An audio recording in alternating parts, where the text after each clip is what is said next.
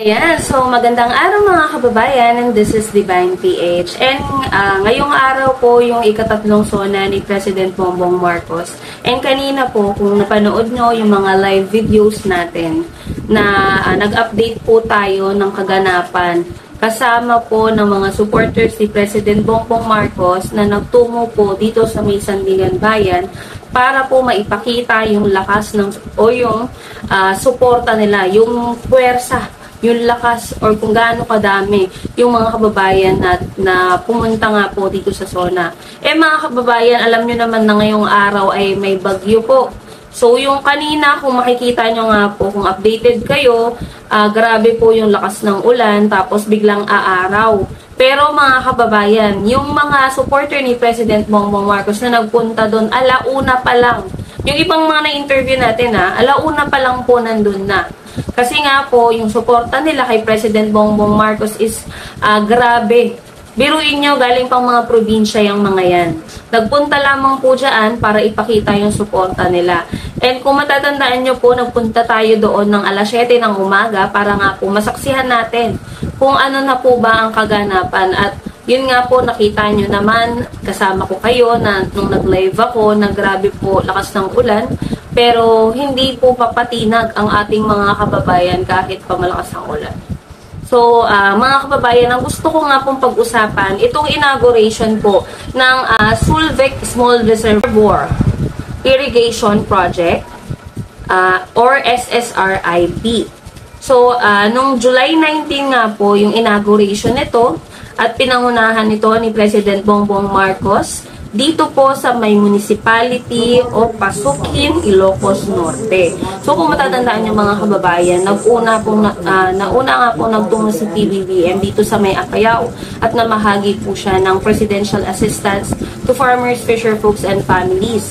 And then after that, nagtungo si PBBM dito nga po sa may Ilocos Norte para sa inauguration ng small reservoir irrigation project na ito. Tama ba pronunciation po mga kababayan? So, ayan. So, ito nga pong proyekto na to ay 32-meter earth-fill dam.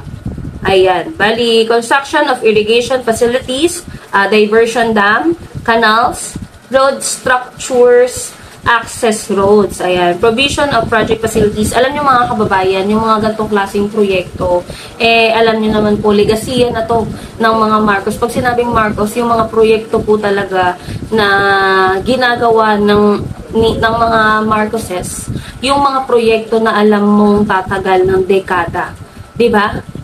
Ito na talaga yung legasiya ng mga Marcoses, yung mga proyekto na tumatagal ng mga ilang years. Kumbaga katulad niyan, yung mga proyekto po dati ni Apo Lakay or Marcos Sr. na hanggang ngayon ipinapakinabangan pa ng ating mga kababayan, 'di ba?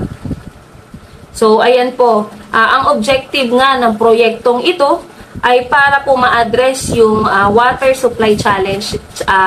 Alam nyo naman po na kahit noon pa, nung mga previous administration pa, nagiging problema yung kakulangan natin sa tubig. Aside from that, lalo na pag El Nino, 'di ba?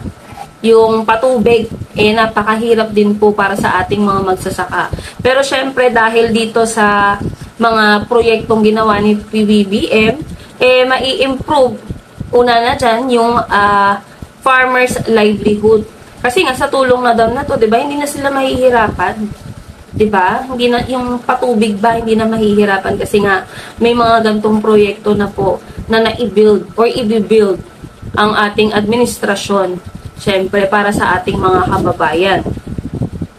Ayan. Bali yung additional features ng nitong dam na ito ay itong 2 hectares for aquaculture, potential for hydropower plant, recreation and tourism facilities, and consideration for solar power to support potential tourist destination. Ayan. Siyempre, nagpapasalamat tayo sa engineer, sa architects, and sa construction worker po na nagtulong-tulong at binigay talaga nila yung best nila para po ma-build itong irrigation project na ito. Ayan. So, syempre, ganun din naman ang NIA officials and staff para po sa pagpe-preserve itong dam na ito. or ng itong irrigation na ito. Ayan. At syempre, sa pangunguna ng ating Presidente, Bongbong Marcos, ay nagpapasalamat po tayo dahil sa vision po niya, naipapatayo na po yung mga dapat matagal nang ginawa, no? Dapat matagal na talagang ginawa ng mga previous admin. Pero yun nga, syempre, andyan na yan. Nagpapasalamat tayo dahil si PBBM, isa po yan sa mga proyekto niya, sa mga focus niya para syempre sa ating mga kababayan at syempre para sa Pilipinas. So aside from that mga kababayan, hindi lang yan. Ayan, ito pong isa naman is yung inauguration ng rice processing system sa Ilocos Norte din po ito mga kababayan. Bali, inauguration and turnover of rice processing system or RPS-2. Ayan. Bali, ganun din po. Ginanap po siya noong July 18 sa may barangay Abut Piding, Ilocos Norte. Tama po ba pronunciation ko mga kababayan? Ayan.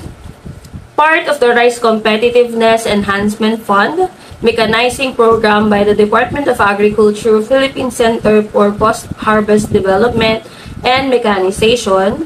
The purpose of this project, reduce post-harvest losses, increases farmers' income, improve milled rice quality, and optimize rice mechanization. So, yun nga po, itong proyekto na to, makakatulong po, no, para mabawasan itong post-harvest losses natin. Pati na rin po yung pagdagdag ng mga kita ng ating mga kababayang magsasaka at syempre para mas ma-improve yung mga bigas. So, ang mga target beneficiaries po nitong RPS ay ang Farmers Cooperative and Association that are using machinery or facilities that need to be replaced or upgraded and want to buy rice and enter rice processing or milling. Yan po yung target nitong target beneficiaries nitong rice processing system na ito, no? Ayan. So, yan po nakikita nyo. Ito po yung mga equipment, no? Or yung itsura nung yung parang pinakakagamitan. Ayan. Ilan lamang po yan mga kababayan.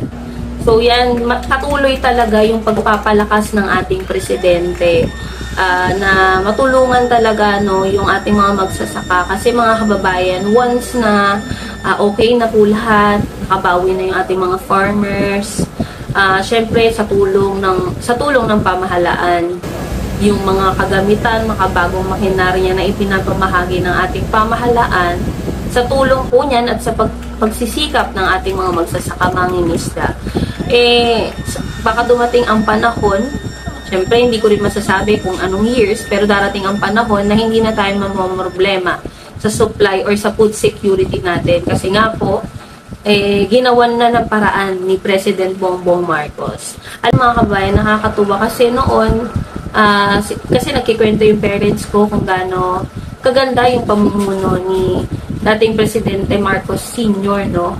At sabi ko noon sa magulang ko, gusto ko rin ma-experience kung ano yung na-experience nila. And ito nga, ito na po yun na, at na-experience ko na at nakikita ko, nawi-witness ko pa kasi nakakasama ko sa iba't ibang events ni PBBM.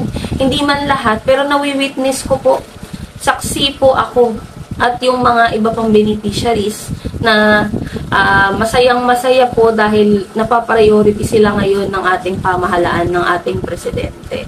So good news po yan at mamaya po pag-uusapan natin yung naging speech po or yung State of the Nation address ni President Bongbong Marcos. Umalis na kasi kami kanina mga kababayan, mga 2:30 kasi po mukhang malakas ang ulan and hindi nga ako nagkamali dahil pag-uwi namin bumuhos talaga yung ulan, no. So yan mga kababayan, yun lamang po and maraming salamat po sa inyo lahat.